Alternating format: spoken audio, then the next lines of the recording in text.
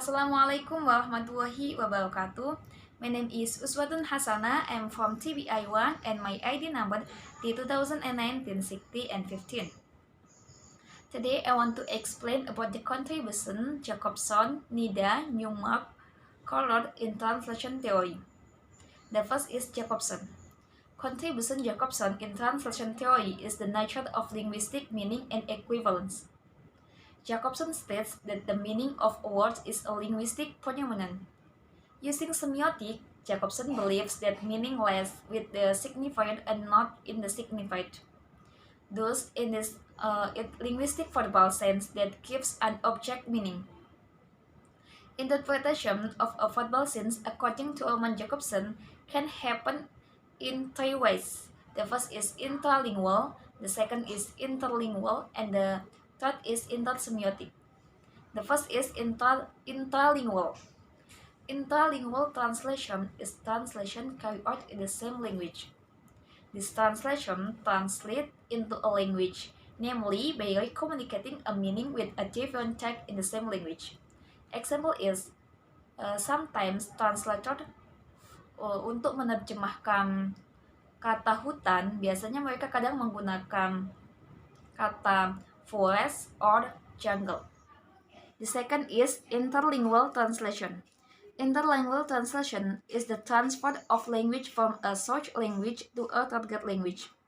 This translation transfers the text as a whole into another language, both meaning and form. This interlingual translation is what we know as general translation.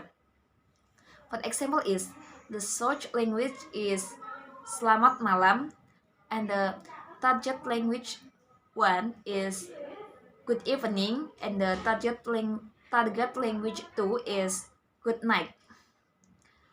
It means that translators have to choose one of the target text 1 or target text 2, in order to translate the word of Selamat Malam. In this case, if translator choose target text 1, namely Good Evening, it means that the contact for the situation between speaker and listener can continue to the next communication and to the next topic they can discuss. However, if target text 2, namely good night, is chosen by the translator, it means that there is no communication between speaker and listener. Third is intersemiotic translation. Intersemiotic translation is an act of language transfer from verbal language to non-verbal language. This translation is easily found in the subtitle of the film. For example, is the actor in the film speak English while the subtitles are in Indonesian. And the next is Nida. Nida classifies meaning into two types.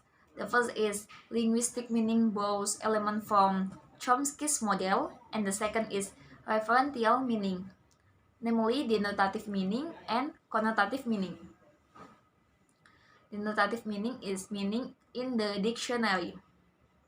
Nida defines the equivalent are divided into two types. The first is formal equivalent and the second is dynamic equivalent. The first is formal equivalent. Formal equivalent is the point from this form is concerned that the message in the structured language should match as closely as possible the different element in the source language. It's been the target language resembles the source language in form and content. And the second is dynamic equivalence. Dynamic equivalent is the point is that the relationship between receptor and message should be substantially the same as that which existed between the original receptor and the message. It means the use of dynamic equivalent derived by Nida makes the translation process effective. For Nida, the success of the translation depends above all on achieving equivalent effect or response.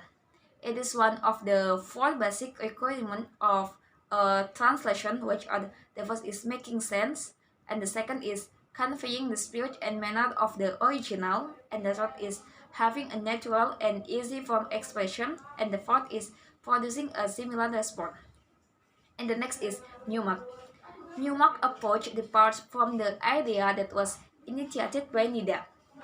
To avoid the similarity of terms, especially in the search language and the target language, Newmark used the terms semantic translation and communicative translation.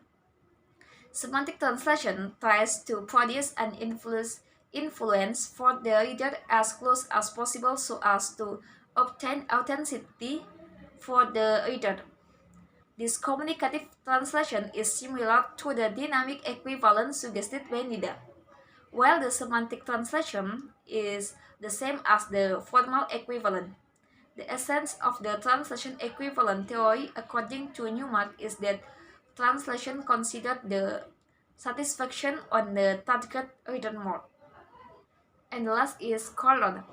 Collard states that equivalent is related to correspondent, namely correspondent which refers to the comparison of two language systems that are the same or different which are described in a controversy.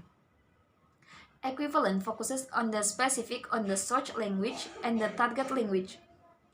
Collard also distinguishes between five types of equivalence, namely denotative, connotative, normative, pragmatic, and normal text. Okay, I think enough for me. Wassalamualaikum warahmatullahi wabarakatuh.